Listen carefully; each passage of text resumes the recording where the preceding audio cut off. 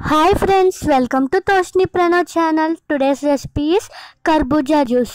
దీనికోసం ముందుగా ఒక మీడియం సైజులో ఉన్న కర్బూజా, ఒక కప్ షుగర్, ఒక గ్లాస్ మిల్క్ తీసుకోవాలి. ఇప్పుడు వీటన్నిటిని ఒక మిక్సీ జార్లోకి వేసుకొని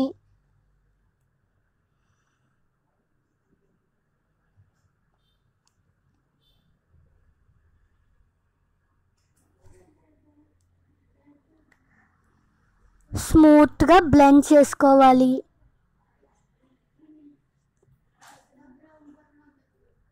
వీడియోలో చూపించినట్లు ఇలా బ్లెండ్ చేసుకోవాలి. ఇప్పుడు స్ట్రైనర్ తీసుకొని వీటిని వడకట్టుకోవాలి. అంతే, ఎంతో టేస్టీగా ఉన్న కర్బూజా జ్యూస్ రెడీ.